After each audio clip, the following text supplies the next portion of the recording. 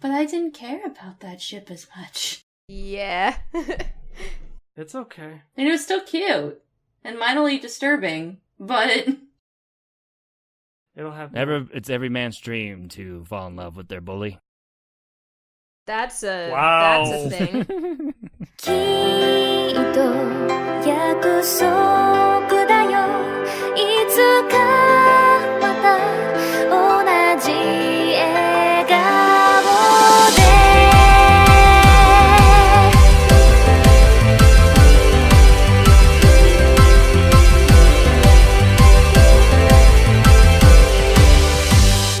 Hello everyone, welcome to episode 19 of the Anime Chat Box. I'm your host, Craig, and with us today we have the trifecta of perfection.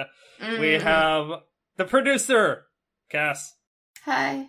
We have the precious cinema roll that was too precious for us, so she had to move all the way across the country, Cammy. Hello! And for some odd reason, we have the asshole producer of Save Our Progress, Zach. Why is he here? That's what I was gonna say. How do I keep getting up here? Well, I asked you personally for secretly this. know that you love anime deep down. No. No! You cannot hide it. His secret has been revealed. Why did I reveal my secrets?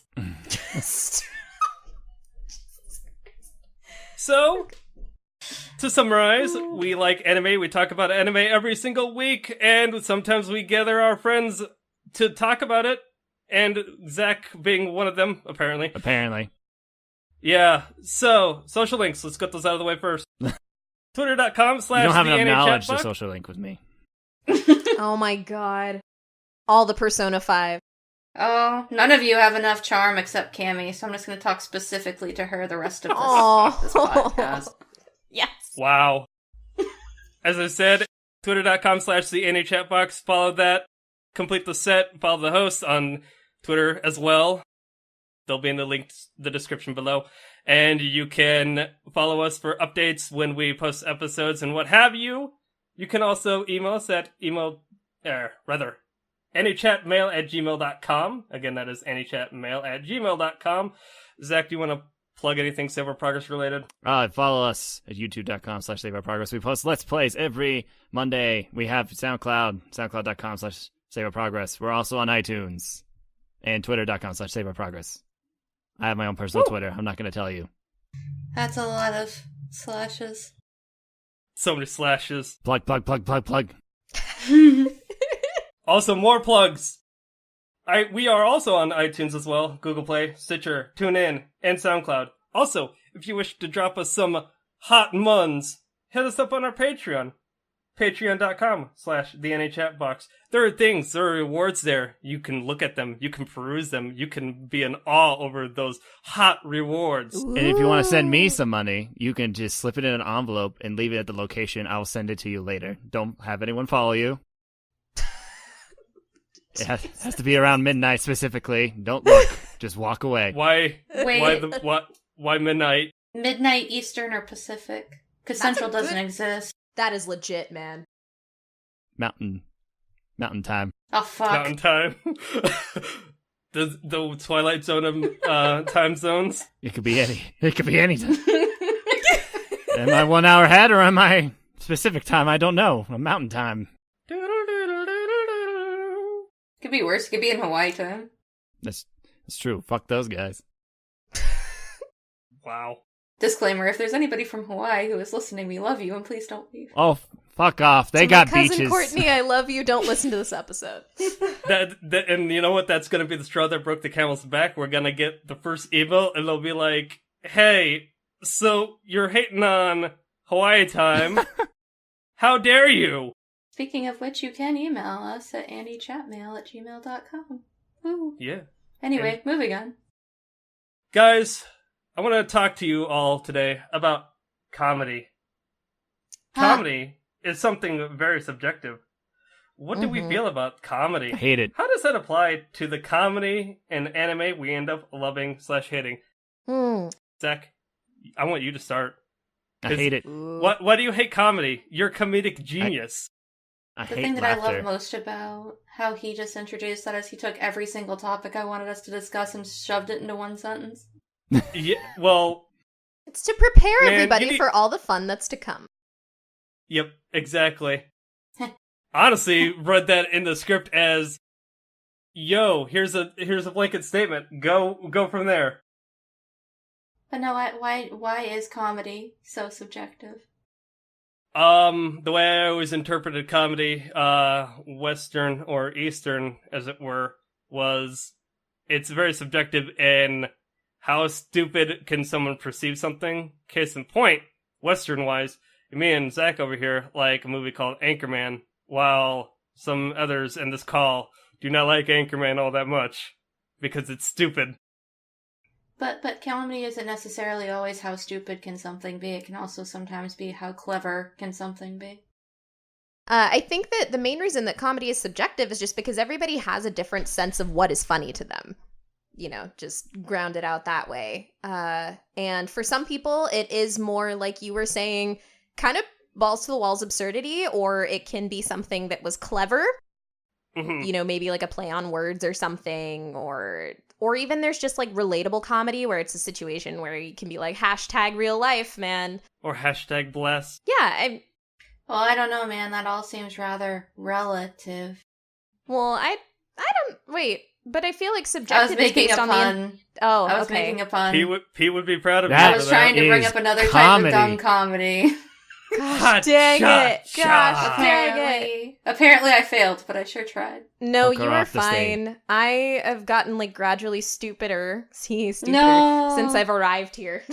No. Cass, your guts has increased by 1 point. Ooh, Shit. guts up, stats. But yeah, so I think that as with any medium, anime reflects a variety of different types of comedy, and that's pretty cool. And I think that probably all of us each have like different types of comedy and anime that we appreciate more than others per se.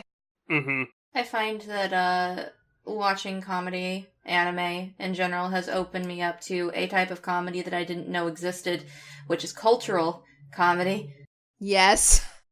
where Yes. you'll be watching a show and then suddenly everyone's laughing and you miss the joke, but you're just kind of laughing awkwardly because you know you're supposed to be laughing because everybody else on screen is laughing. Yeah. Did they have the And laugh then you track remember, oh involved god, with it? this happened to me once in high school. I hate everything. Please make it stop. Wow, it got a little too real with that one there. Mm-hmm.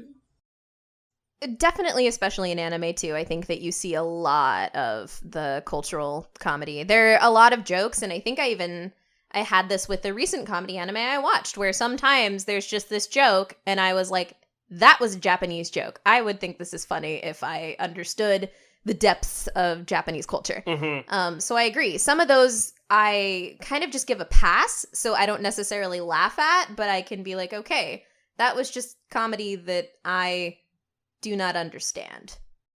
For example, I believe the show Nichijou was not dubbed in America because a lot of the translations between Japanese jokes to like American would be kind of awkward, so they just left it subtitled only.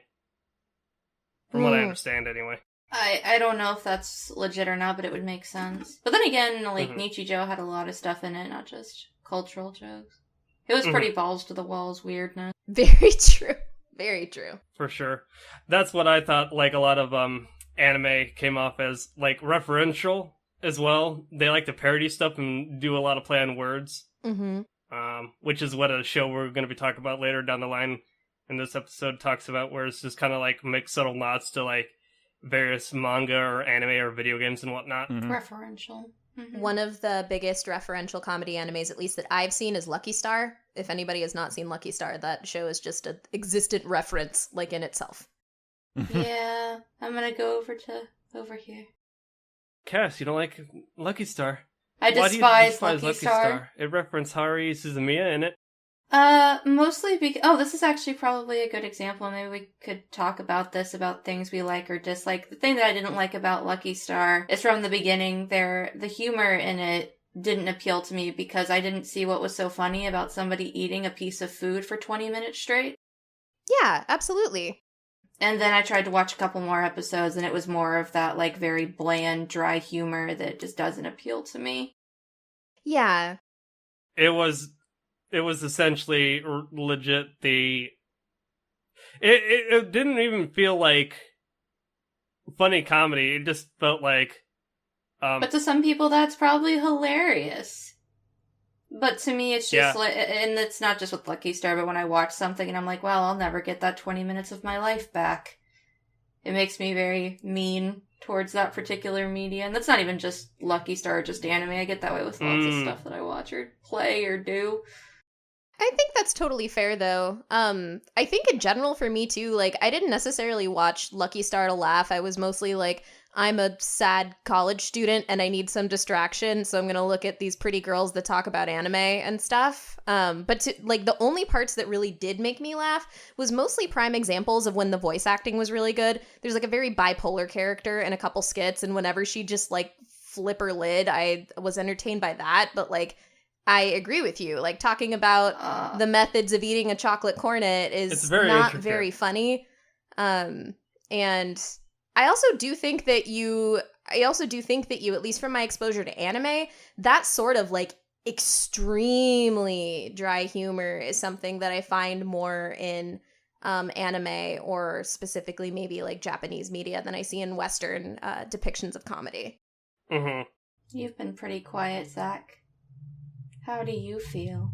I don't really care for much Japanese comedy because it is mostly cultural. So I just don't get the appeal of it. And they kind of rely a lot on the same tropes. Gags. Yeah, a lot of tropes, which is like a lot of zaniness to it. And it just doesn't appeal to me. Which is interesting because you like Azumanga I've seen Azumanga. It's okay. Yeah. So I recall you actually liking it way back when. Have you seen Nichijou then? I've seen very little. Ah, okay. So you're just saying, like, you can only handle so much of it before it kind of gets boring? Yeah, I don't know. It's just like, it doesn't appeal to me. It doesn't tickle my funny bone or anything like that. There's very few anime comedies I go back to and say, those are actually shows I like or rewatch. I think one of the types of comedy that does not work for me is like really, really surreal, like absurdist, just off the wall weird comedy. And I've mostly run into that in a lot of Shaft shows. Like Shaft comedy, I tend to really not enjoy. I tried to watch Arakawa Under the Bridge recently, which is just this I couldn't do it. Like, it just wasn't funny. It was weird. And I'm like, what the hell is going on? And it just didn't really register. I watched a bit more of another Shaft show, Sayonara Zetsubo Sensei, which was a little better, but like sometimes I'm just like, okay, I don't get what's going on, but is that the joke? And also in some Shaft humor, they also do the same thing very frequently. And in Zetsubo Sensei, he always has to go, I'm in despair, I'm in despair, I'm in despair every episode, for example. And I think that while I have more tolerance for maybe watching through some mundane stuff and giving it a pass, with like really absurd, just weird, I just don't, I'm not really there for that. I find it kind of interesting because comedy is something that I feel in general you're not supposed to take too seriously, yet it's where I get the most picky with stuff I watch. That's a good point. That's a good observation. Shoot. It's kind of strange to think about it that way. I think I'd say the same thing too, though. I mean, I feel like with comedy, you want the gratification of laughing or being like cheered up by that, and so you're really considering like, is this an investment that is going to get me what I want or not? Yeah, for sure. Like, are the characters appealing enough? Are there interactions, interpersonal reactions with each other? Like, do they actually hold the water with your enjoyment of the show? And if not, then again, Lucky Star. And if the show doesn't make you laugh, then it's failing its job to a degree. Yeah. I think one of the other... get you a chuckle at least. Yeah, please. I think another thing maybe at least to be addressed with comedy in anime is the presence of comedy in straight up like 4 panel style shows versus like just kind of in the moment of a more narrative show that has some comedy. Right. And honestly, I find it's really weird that most of the shows that seem to be 4-comas tend to be the better ones, which is weird. Like, for example, Maid Dragon, or I believe that Nichijou and also Azumanga Daioh, I think those were all 4-comas.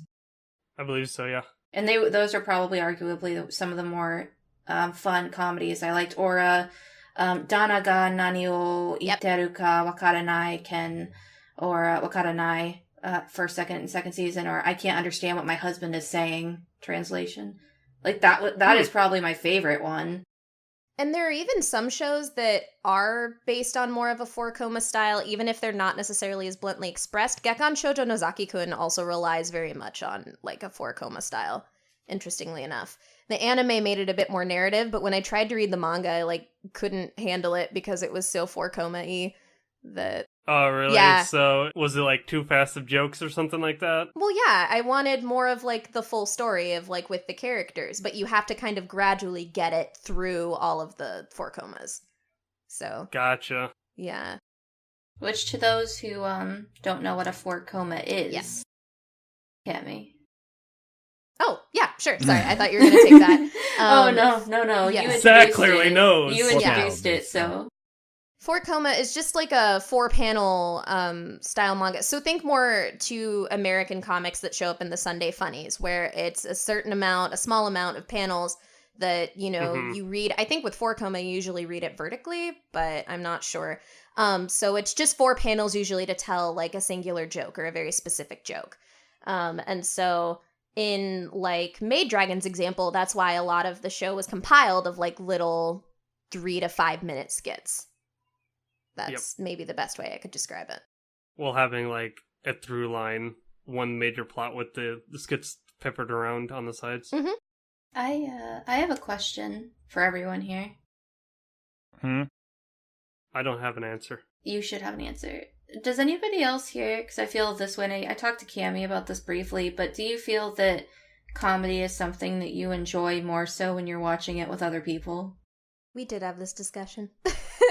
We did, because there's been things that I have not found funny, but they become more fun, and I get more enjoyment, and even sometimes laugh at things I didn't laugh at before when I watch it with somebody else. Like, for example, I recently started watching a show called Osamatsu-san with my friend Rin, and that show has a lot of humor in it that is just not me.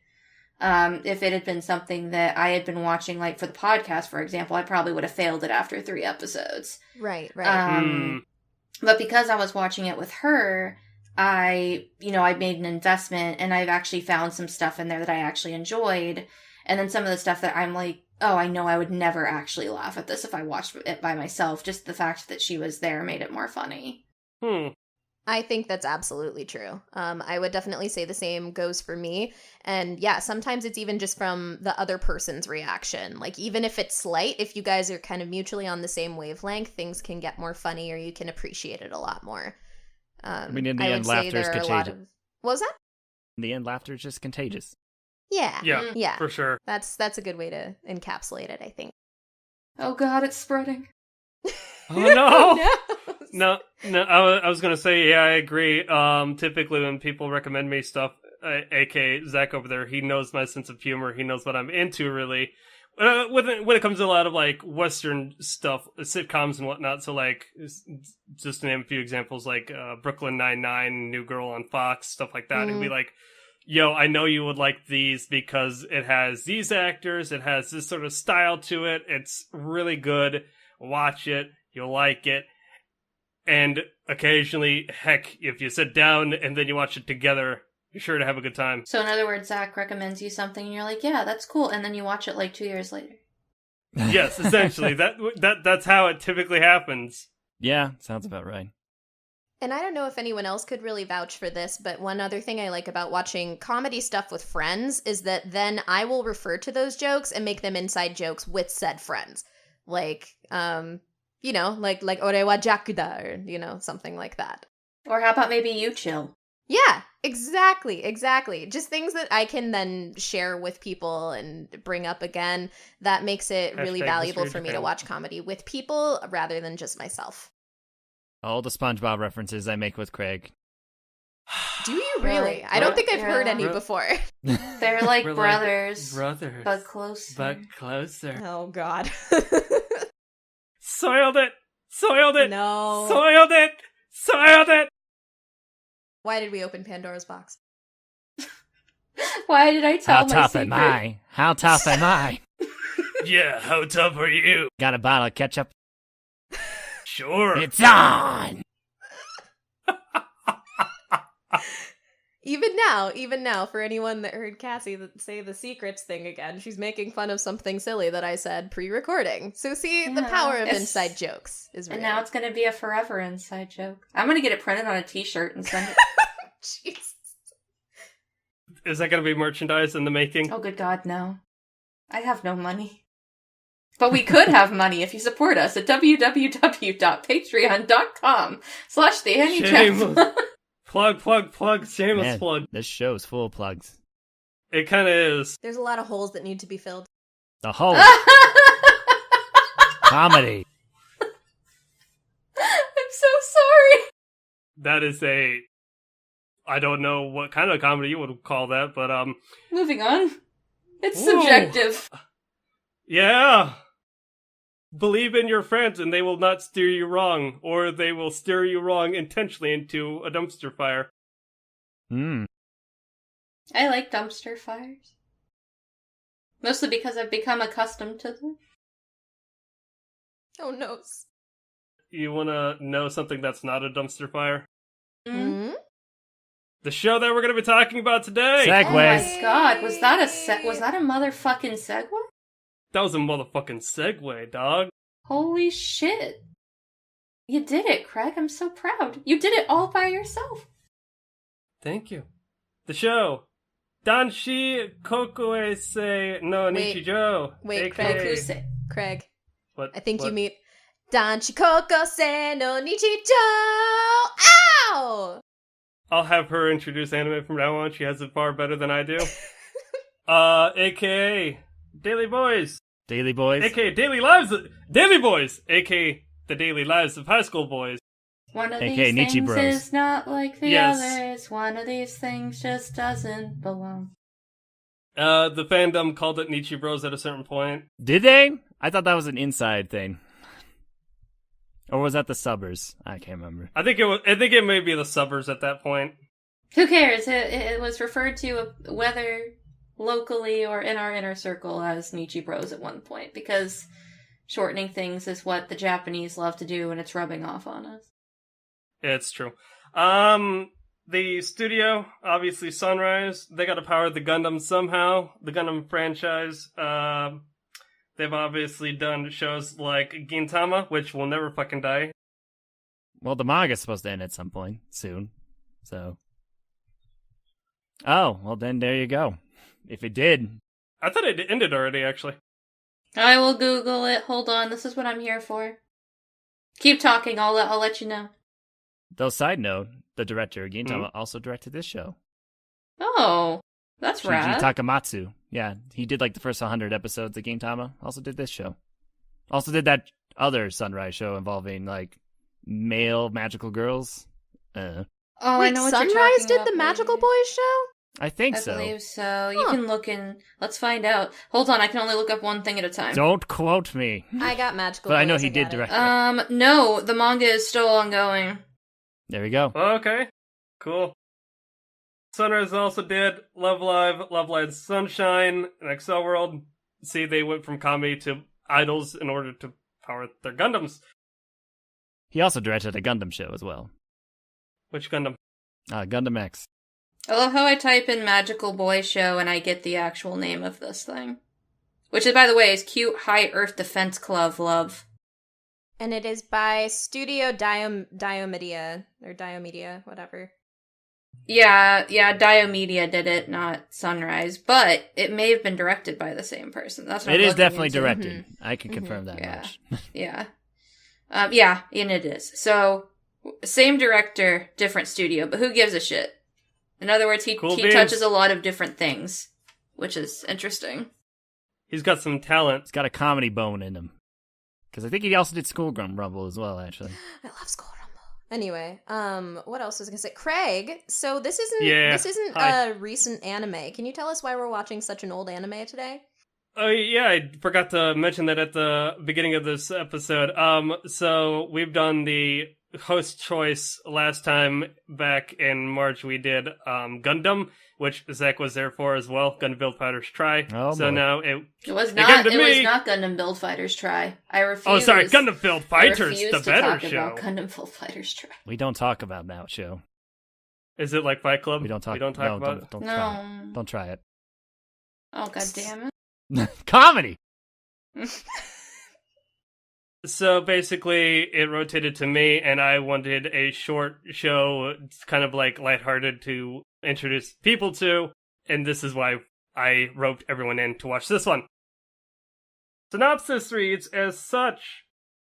Roaming the halls of the all-boys Sanada North High School are the three close comrades, the eccentric ringleader with a hyperactive imagination, Hidenori, the passionate Yoshitake, and the rational and prudent Tadakuni. Their lives are filled with giant robots, true love, and intense drama. In their colorful imaginations, at least. In reality, they're just an everyday trio of ordinary guys trying to pass the time, but who said everyday life couldn't be interesting, whether it's an intricate RPG reenactment or an unexpected romantic encounter at the riverbank at sunset. Nichijou is real life, bizarre yet hilariously relatable situations that are anything but mundane. Can I also just very quickly point out that this director also did Have You Heard I'm Sakamoto-san? That Or whatever it's actually called. makes total sense now that I think about it. Yeah. Wow. Sorry, I would just throw that out there because I No, feel like these it- shows both have very similar I never saw that comedy. It takes ordinary life and likes to make fun of things by making things extravagant. Only in this Yeah. case, one person. Yeah. show. So would I like it at that case? You might. I actually was not as fond of it, but we'll talk about that another time. I agree, Cassie. I had the same reaction. Like, watch episode 1 for kicks is what I'd tell people with Sakamoto-kun. Yeah. I gotcha. The show, just on surface level, I really like it. It's a fun ride. I recommend people watch it. The format of the show is skits and comedic skits. Yeah, little vignettes, like Mhm. 3 to 4 per episode. Which are actually very interesting because just to compare it to Sakamoto for a moment, that it also is broken up into skits, but this one has varied skits with very different people, and it's not the same joke over and over again. Or if it is the same joke, it's something that they're referencing in a very ironic way, which is something that I feel that Daily Lives of High School Boys does really, really well. Mm-hmm. So, he wanted to give me all of the credit, but I can't take it. So, my boyfriend told me, he's like, when you guys talk about this show, say that it's like cute girls doing cute things, but without the cute girls and without the cute things. So, I mean, that is so let me pretty much a just- joke in the show, too, during the Yeah. daily lives of funky girls. oh, that's so true. That's so true, especially if you include the funky girls. Can I get that printed on a t-shirt too? It's like cute girls doing cute things, only without the cute girls or the cute things. Yeah. So you're saying it's nerdy boys doing nerdy things. Doing like actually one thing I really Mhm. appreciated about the show too, even though it was like gross, I appreciated that the humor was like raunchy and gross in a way that is just absolutely in the mind of a young male teenager. Like it was very, very accurate to Yeah. its characters, and I appreciated that. And the raunchiness is pretty mundane, so it's nothing like extravagant as much as like talking about like a mole hair or trying to find a I bathroom. recall that. Yeah, Can't like find it's one not anyway. it's not like inappropriate sans for maybe some panties jokes. It just like was gross because I was like, ugh, this girl with her mole hair, that's disgusting. Or like Like I The laughed at whole it. setup for that mole hair was pretty great. Like, by raunchy and gross, you don't mean like this is PG R-17, Yeah, no. PG-17 or R-17, whatever. It's like, it's something that you could probably watch with like a 13-year-old and they'd probably think it was hilarious. Yeah, for sure. Yeah, it's just And it'd very be much appropriate. like, yeah, it's not cute. It's like gross you boys stuff, and I appreciate that. I also appreciated the moments where it's got gross humor, but it's also got these moments of just like they're super bored and they don't know what to do, so they just do boy-like things, like picking up a stick and pretending they have a sword, or they have a they're on talk show. Yeah, apparently in the middle of the bed. Tadakuni takes 5 damage. Tadakuni takes 5 damage. Why do I keep taking damage? Other than Tadakuni, I will say one thing about the show is I can't remember the names of the characters ever. Hidenori and Yoshitake. There we go. Yoshitake, Motoharu, Karasawa, Yasan, the VP, and the president. They don't have names of their own. Ringo. And All the Ringo. sisters are Sister. just called character Imoto. sister. I just have a hard time keeping up with everyone. That's not like a knock on the show. I just, like, for some reason, I can never keep up with everyone. Funny, because I think that's a strength of the show. I think it does a really good job of like introducing the characters slowly, and then they're building up to their own skits over time as well. Yeah. Like they Motoharu flesh them out. has a supporting character in a skit very early on, and eventually kind of gets his own skits focused on him very much later on. Like, I love the one guy that everybody makes fun of, and then he eventually gets, like, more screen time than Tadakuni in the second half. Like, that was Mitsuo. pretty... Yeah, Mitsuo. Like, Oh, Where they're pretty making great. fun of him, and then he Him. just comes up, and then they keep making fun of him anyway. Yeah. But then he gets, like, his own, like, lead skits, and that was kind of funny. Mm-hmm. I can say that some jokes are obviously better than others. Some skits stood out more. Me and Zach frequently quote, and we flirted with the idea of fan dubbing way back when, the Dragon Quest skits. The Those one are in pretty the great. indoor activity game is still, my favorite. The 2-parter. It's literally back to back, and it treats it like a climactic, like living on a climax, and it comes back immediately. But didn't- what the better skits are, again, is subjective, and I think that's one of the great things about daily lives of high school boys is you have a lot of things to choose from. Mm-hmm. So if maybe not one skit hit your funny bone, maybe the next one will, take a hammer and run at you down the street and chase you until it beats you into oblivion and Yeah. you're laughing until you die. That kind of thing. The appeal of the vignette or skit style is that like if jokes don't overstay their welcome, and you move on quickly to the next set of jokes essentially.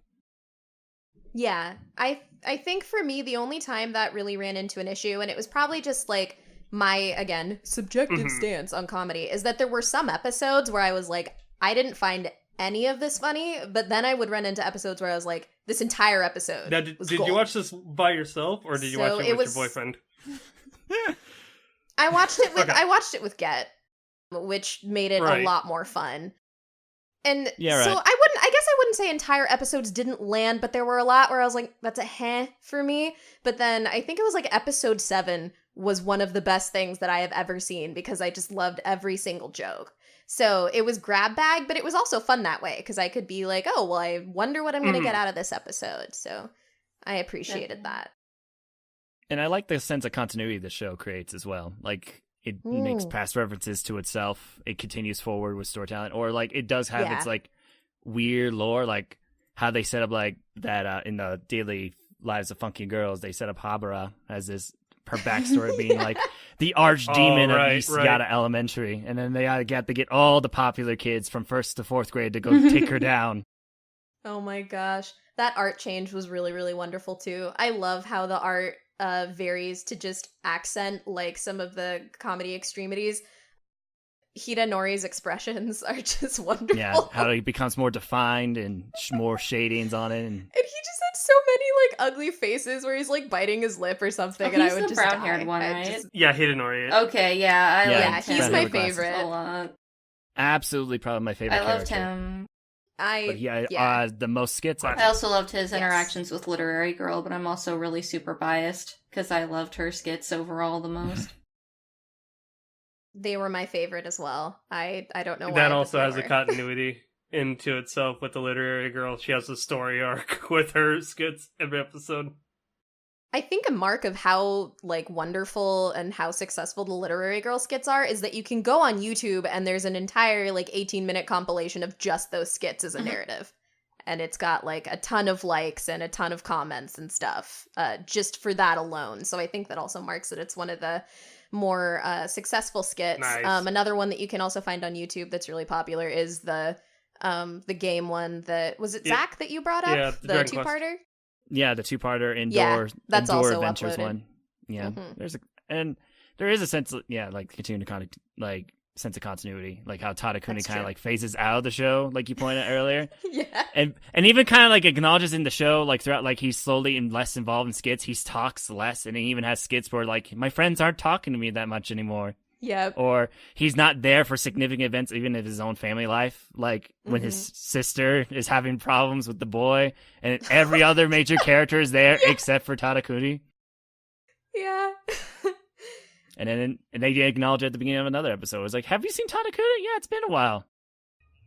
Well, let's not ruin all of the jokes. What was one of the other things that I really appreciated? I know that keep in you mind. very briefly mentioned you appreciated the faces. So talking about like just production values in the show might be good. Because let's be honest, we've talked about the characters at length, and there's no story to talk about here. So yeah. So actually, on that too, while I appreciated the variety in art, I honestly I was not very appealed to the designs of the characters. I just didn't really like it. But again, I'm someone that likes pretty, and the show is very much not pretty. It definitely fits in the mold of they're regular people doing regular things. Yeah. As well. So it's very ordinary. Like weirdly enough, the eyes bothered me. I hated the small pupil, and the just aesthetically, I don't know, really turned me off. But aside from that, the art did super well where it needed to comedically. So like in the expressions. And if anyone else has a say on art, I'll let you guys do that before I roam into my favorite part of production. I honestly thought it was fine. I haven't read the manga. Obviously, the manga being published in like a Square Enix magazine. It was published online, actually. It was really? It was like Square Enix published online manga. I don't know if they were like short chapters or not, like maybe a la One Punch Man was, or so on and so forth. I've never read it myself, or if they even were translated. But I feel as though it kind of matched that sort of style where it was very simplistic, not too bold. The production got like super detailed where they went, their facial expressions went like Fist on the North Star or whatever. They got really buff when certain skits happened, and they went really simplistic with like sweat drops and whatnot. I thought it was alright. I'm looking at the manga art right now, and it it looks pretty similar. Some of the covers are like a bit more detailed, which is cool. But like, no, I think that overall it was good. Not like for me super pleasing, but like it got its job done, and that's really for comedy you don't really need too much going on. Like you could tell the animation it probably didn't have an amazing budget going for itself, but with comedies such as this, and especially with a lot of the comedy was them sitting around a lot, it kind of worked to their benefit. Well, to an extent yes, and to an extent no, because like a show that's very similar to this is Nichijou, and that art style, at least character design wise, appealed to me way more than this. So I wouldn't say just because it's a comedy it's gonna have rougher sketches. I'm kind of in the realm of where Cammy is, where like the character designs themselves and the art style wasn't necessarily aesthetically pleasing, but what they did with it was. Like I felt that they took those character designs, and I wasn't completely turned off by it to the point where it made me not want to watch, especially because once I got used to it, I didn't think about it as much. Whereas shows like, for example, not a comedy, but like One Piece's designs really bother me. To the point where I can't do it. I just can't. But then again, the story didn't intrigue me, and nothing about it intrigued me either, so therefore there was nothing to help me forgive the art or get used to it. Whereas this show, aesthetically I wasn't pleased at first, but I was just so brought in by the characters and their wacky shenanigans, I didn't care. And when they wanted to take that art style and make it, they took that art style and made it really funny. So I got used to it over time. But my initial reaction was the same as yours. I get you, though. I think it is true that you get used to it. And primarily, if anyone's okay with us going into this, I think the most rewarding thing about this show is the voice acting. Yes. Because it's phenomenal, and it makes the entire experience for me. Yeah, it has a pretty strong cast, like including names like Tomokazu Sugiha, Kenichi Suzumura, Daisuke Namikawa, and so on and so forth. Was Akira Daisuke Namikawa Ishida. in this? What? Yeah, he's Motoharu. Oh, no way. I did catch Yeah. Akira Ishida because I love him, and it was fun to hear him as the student council president. There's a surprisingly amount of big names in this project. And you can tell that they had so much fun. Oh, yeah. Like, Oh my God, yes. just performing. They probably were having so much fun. And I like to think that a bunch of these geeky voice acting guys were probably just sitting around acting out these skits and being just as weird and odd as these kids. And that's what I hope. That's my headcanon. Yeah. And honestly, the style of humor actually, the way the humor presents itself in the show actually benefits a lot from the strong voice acting, because that's where most of the strength is going to come from. Since there's not a lot of action going on, it definitely relies on performance to bring the jokes to you. Yeah, the delivery. I get and I entertained a fun idea, too, with this show sometimes, where we were like, this sounds like they just put a bunch of actors in a booth, got them slightly drunk, and had this light premise of like, okay, you're high school boys. Then they would have them just record their shenanigans and they draw it afterwards. Like, sometimes that's just how it felt, was like it was very catered to just the voice actors. Or I argued, and vice versa, that in the literary girl skits, they just animated it and then they let Hidenori just fucking go and improv it. Is sometimes just it how definitely felt. gets that feel at times. Like, I Yeah. keep referencing the indoor skits because that's just like a fine example of like the voice actors getting to flex their voice acting muscles, with both Tomokazu Sugita and Kenichi Suzumura voice acting 5 different characters themselves throughout their own, and just like even down to the random NPCs, like the bath lady, house lady, or the old man who tells them to go over to the mountains. Or there's like a scene where they're like running and eating food, and that was really funny and believable. Like it sounded like they were running and eating. Like, these people know what they're doing. They got some really good voice actors. Yeah. I feel like this show is just such a mark of like, you know, that everybody that worked on it had a blast. Like, it just feels like the production of it was so fun, and that really channels through when you're watching it too. So it often comes off like as like a small indie project, you know, like a bunch of people work together, like a small passion project people wanted to put together. It's not going to make waves or anything, but clearly everybody involved wanted to make this product, and I think everyone had a good time making it. What about? Yeah. At least that's what it comes off as to me. It spawned a live-action movie after the fact. Yeah, I looked it up on the wiki when I was catching up on it. I was like, oh, that's a thing. How did you feel about the production, Craig? You've been kind of silent.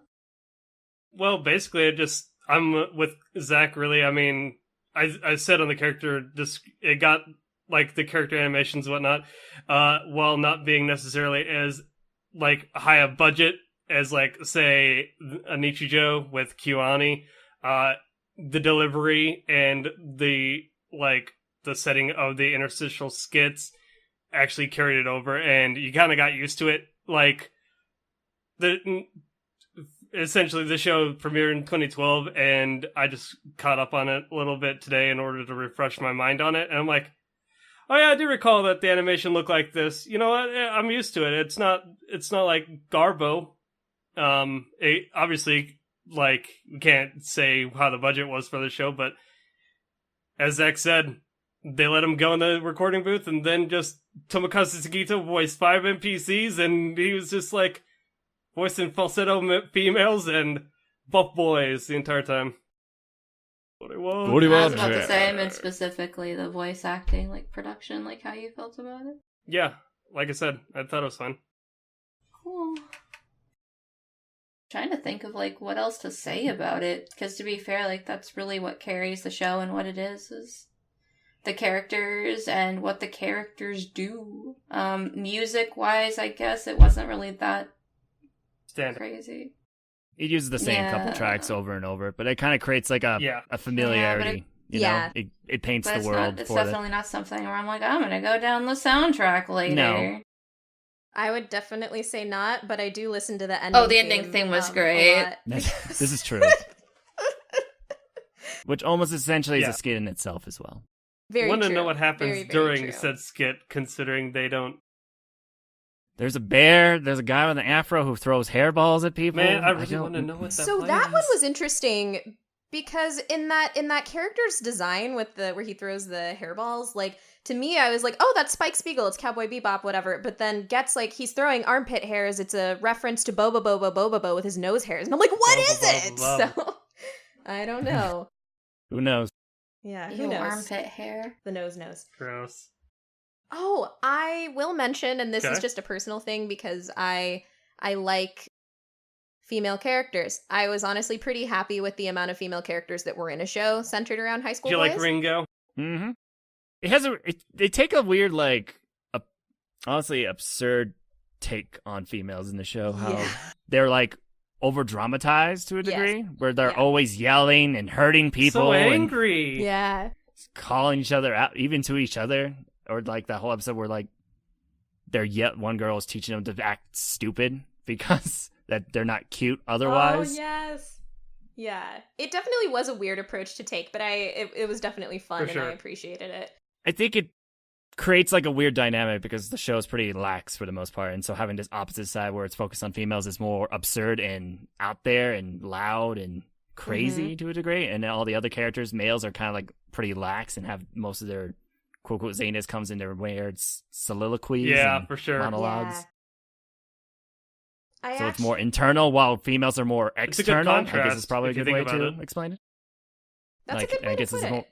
yeah, girls are way more open, at least when there comes to their crazy shenanigans, than boys are. Like, I mean, early on, the boys play with the stick, and then when the girl walks by, they just walk away in They shame. can't be perceived as nerds in front of the ladies. They gotta be cool. Or the whole theme of the literary girls just trying to act cool. So in What a front of time this of girl. embarrassment. Oh my god.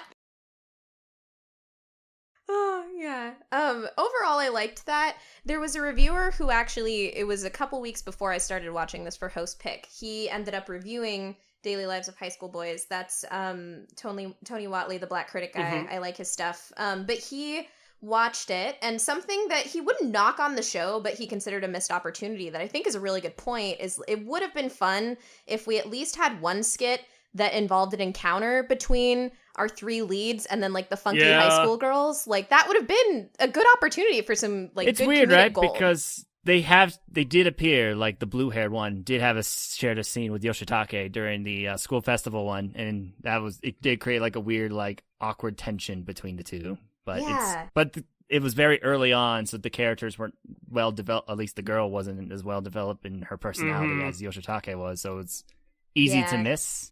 Yeah, I didn't understand that. That was one of the skits where I was like, I don't really get It's it. there. But I mean, I got it, but it was just kind of flat. Yeah, but having Kurosawa being a recurring character in the Funky Girls skits was the closest equivalent we'll get, and it was enjoyable in itself. He had more of a backstory with those characters anyway himself. That's true. That was a good opportunity to bring some other characters, some more depth, so that was a good choice. I can't remember if they did this in the show, but apparently in the manga, there was some closure with Kurosawa and with Habara specifically, where What? yeah, and because the manga ended not too long after the show ended, like a couple months afterwards, and I guess there was some closure in that regard where Kurosawa kind of gets over it because Habara finally like helps Kurosawa, and then she sustains an injury similar to his on her head, and then they kind of get cool afterwards. Hey man, whatever works. Guys, it sounds like we like the show. Do we have any final thoughts before we give our rating? I could give final thoughts with my rating. Okay. Likewise. Zach, if you have not listened to I don't know if you've listened to this, but we adopted a new rating system. Oh yeah. Okay. You should inform rating me. system. We go from worst to best. Burn it, skip it, check it, like it, or love it. You know, we're trying to get rid of the arbitrary numbers, make it a little bit more personalized. Right. Won't kick it out of bed exactly. for crackers. Got You it. get it? In other words, like it's either really bad, kind of bad, check it yourself, I like this a lot, or I love it. I get it.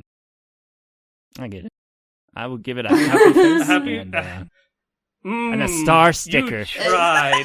Is that like a check it or a like it or. Sure. It's whatever We're you not want. going to that move on to star- the next person until you pick one of the ratings. It smells Oh! like Pick one of pineapple. the ratings. I interpret that as a love it. Is it a like it? Is it a love it? Is it a burn it? I don't know. Oh wait, are you Yes, asking me now? I've Or- actually Oh, been legit oh. asking you from the beginning. No, I'm actually thought you were trying just to keeping the get joke rein going. you in, and Okay. you just keep going. I like it. Cassie's trying to maintain order. I'll say love it because I rarely rewatch things in general.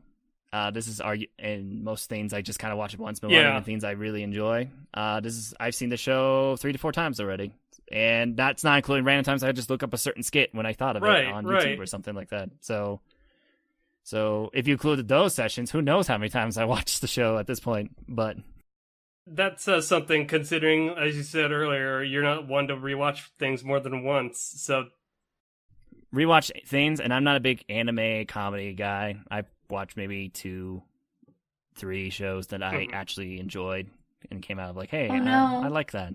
And I think Data Lies was the standout above all those for me because I've actually... Zach admitted he loves an anime. I do. I love Gross. it. Man, Progress. it's like one of the 10. Cammy? Oh, yes. Okay. So I think that I will give it a like it personally. I think that I really think that it's a show that everybody that at least considers himself an anime fan, you should definitely watch it because it's really unique. There's not a lot of shows in similarity to it. I think the only reason it slides past a love it for me is partially just in the way that the jokes are delivered. It's very much set up. Mm-hmm. Here's the punchline. And so when it was a good punchline, it was so good. But there were a lot of jokes that really just fell flat for me. And then I was like, I just wasted like 3 minutes on something that I didn't find funny. And again, personal senses of comedy. But I think that overall it was a really, really enjoyable experience. And it gets a like it from me. Yeah. Cass? No. Cass? Are you trying to quote the skit? Cass? You need to be more assertive. No. Not right now. I tried. Cass? I get a you tried sticker. Anyway. You tried sticker. I wish we had like a rating between like it and love it, because I'm lingering. But I guess I'll just give it like a live it. Leo Vid. I live it. But I think I'll just give it a really, really high like it that's like tiptoeing around love it for the same reasons that Cammy stated, but also because I feel that if I had not been watching this with Zach and Craig and everybody else, some of the things that I found hilarious would not have been as hilarious without them. Though that doesn't take away from the fact that like this thing is one of my favorite comedies that I've seen, because unlike Zach, I do love a lot of anime, but like Zach, I don't like a lot of anime comedies.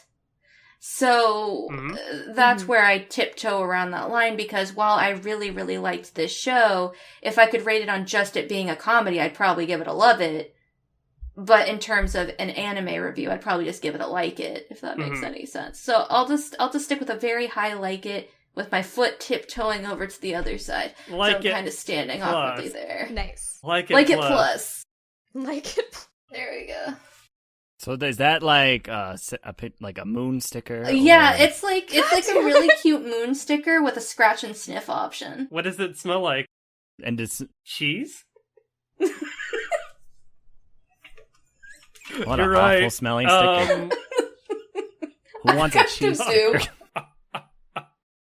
Have you ever smelled nachos like that came rancid, straight out of the oven? That's amazing. But this would be No, he didn't say smelling artificial cheese. He just said cheese. I will say that it's a nice. Well, okay, I mean, about this? because it's technically it's artificial. a scratch and it's a sniff, sticker. freshly melted mozzarella stick cheese smell. I don't know if there's a reason why scratch and sniff tend to be fruits. They're much So- easier to recreate. So yes, Craig. I I'm get your gonna appeal. go with Zach's camp. Love it. between the amount of times that we quote it and the amount of times that we watch skits on YouTube, the compilations, what have you, it stands. It's very good, very enjoyable, and I highly recommend it. Like Cass and Cammy said, some skits don't really hold water, but I mean, heck, if you watch them with someone else that may get it, you may like get their perspective. And as Zach said earlier in the episode, laughter is contagious. So, love it. I mean, every time I rewatch the show, it's usually with another person who I forced the show Can I upon, make a so. suggestion that you two on this episode can be the daily lives of adult men, and we could be the daily lives of adult women? The funky women. Funky women. The funky women. The funky yes. women. The funky women. Do we have anything to say in the spoiler room, or are we good? I mean, there's not too much to spoil, but we could. Could I talk about the one skit that absolutely broke me and I was not it the expecting very it to? end and then it So- made you sad? No, that was a little bit sad, but I still retain that my ship sailed and became canon. But the scene that broke me, it was in like one of the last two episodes. They were playing Kick the Can, and then they took what's his face's Gundam for whatever reason, and they play this really elaborate game of Kick the Can, and they finally wreck his Gundam, and he's like, "Why the hell did you do that?" And then they just get really somber, and they hand him this present, and they're like, "Happy birthday," and they all start clapping, and then they're like, they were like, "We bought this for you, but we realized that it was the same one that you already have," so then they start clapping again, and they just fucking trolled him, and I literally broke, and I could not stop laughing, and Kat was like, "Are you know okay?" What? There's one line that gets me every time that I always forget is a line in the show because it comes out like out of fucking nowhere. And it's in the summer episode when they're on the beach. Oh yeah. And Hidenori knows there's a girl walking with a hot pot. And he's like, "Oh yeah." He's like, "I know how our problem is. Girls like how they like their food hot." And then Motaro just punches him in the face. I was like, I always forget that's what the direction that joke's gonna go. Like every time, I was like, "Why?" He was drinking Pepsi, and then it just spurts out of his face, and he doesn't even bother to clean it up. I feel like the audience, nosebleed. and then Motaro just takes on the audience at that point because we all wanted to punch Hidenori at that moment. Yeah. Then and when they played ping pong, and they had to name off like trivia. Oh my god. And that lackluster like Obama. Obama. Oh my god, yeah. That one for me was one that was really hilarious. Dubbing over the high school girls or middle school girls was funny too. No, especially at the end bit. Yeah. They're like, "Why are these boys staring at us? Don't project what you're worried about, like out in public." And then the literary girl was my favorite. I love when she chased him around town. Yeah. Oh, that was a pretty good. Just to apologize to him, and he's like, "It was a misunderstanding. It's not what it looks like." He passes out. He's like, "What? What?" Labored breathing. They're labored breathing, just like, like it was so good. The fun, over exaggerated. I like when they get the play act because I feel like that's when the actors definitely get to stretch out and act silly the most. And, I love any scene with Hidenori or the student council. I feel like it's like a group. I love how the student council is just set up as at the end of the locker room, and they think it's all what you think of the delinquents, even down to like when they're asking to borrow something from Ringo's school, and then the guy thought they were a bunch of people ganging up on the girl, so they pretend to be a bunch of delinquents so to not make him feel embarrassed about himself and let him beat him up. And then Ringo just doesn't get it. And then she tries to be a delinquent too. Yeah, there's just a lot of gold as far as the comedy goes in the show.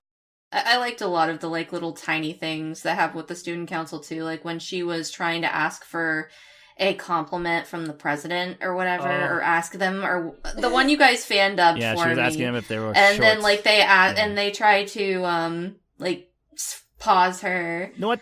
I loved that whole skit because it's just like, are there more uphill or downhill slopes in Japan? And it took her forever to figure it out. And that whole episode was pretty good because it's definitely focused on them and solving other people's problems, and they don't understand why people kept doing it, because it started with the little sister, then it went to Ringo, and then it involved the girl who wanted to help them find their dog, and Motoharu's like, why do people keep coming to us for all these problems? Yes. It's your fault, Kurosawa. You're too nice to everybody. Craig. Yeah. I did vent of that character. You need to be more assertive. No. Don't try to be funny with me. And then the girl just starts laughing insanely over their conversation, and he has to yell at her to stop laughing so insanely at the dog. Yeah, she's just all of a sudden like maniacally laughing that she found her dog. Another part in that Ringo skit that you mentioned, Cassie, I love when they meow and then all of a sudden she's like, where's the cat? Oh my god, where's the kitty cat? And I was like, that is me. So, Cammy, are there more uphill or downhill slopes in Japan? It's bad that I was processing it exactly the same way she was, but I did catch on a little faster. They're both the same thing. Yeah, so that was very gratifying. I liked that a lot. I also like that the show kind of cements to me that like every anime character that's named Ringo is like slightly psycho. Oh, right, with Penguin Jim, right? Yeah, so I enjoyed that a lot. Under the sea. An octopus's garden. So yeah, the show had a lot of crazy fun to it. Yeah. It had zany antics, and Cass, you actually, when I talked about this earlier, you came in my room and was like, is there much to spoil about this show? And then you said, well, there is the ending. Well, yeah, because it's just like it sets it up as like there's like all these couples that get together and like all of these things. They graduate. Everything just seems to be like really nicely wrapped up with a little tiny bow. And I was with Cammy there. I was like, yes, my ship confirmed. And then it was just like, It was all a dream. Get appreciated the narrative fact that it meant that made sense why Tadakuni was in the last half, because in episode 8 or so, it showed him in the same room, like, reading manga. So then it's like, oh, it's because he fell asleep and dreamed all of it. So that was an interesting perspective. But yes, I agree, it was troll. It was very trolly, and I was a little salty. That's okay. Fair enough. There's always the Kurosawa Habara one that didn't happen in the show itself, but God damn it. But I didn't care about that ship as much. Yeah. It's okay. And it was still cute. And mildly disturbing, but it'll happen. It's every man's dream to fall in love with their bully. That's a thing. That's some deep psychological. I think we're just finding out things about Zach now that we didn't Wasn't that need a to thing know. in Drake and Josh, the TV show too? Like, yeah, his rival. Oh my god. Yeah, But anyway. it was. But anyway. Yeah. Other than that, there's not really anything to spoil, I think, so. I think this might be our shortest episode ever. Hey. It really was, which cool works by for me because I need to go die now. You go and don't die. You sleep well. Thank you all for tuning in and listening to the ramblings. Thank you, Zach, for tagging along with us. Greatly appreciate it, man. I was dragged here by force. Yes, clearly. Now can I take so these ropes off of me? the same guy who said he wanted to fall in love with his bully, so... Would you take the ropes off me now? Sure, we can let you go free into the wind. Anyway, everyone, till next time. Oyasumi nasai. Sayonara! Goodie Mom Jack. And scene.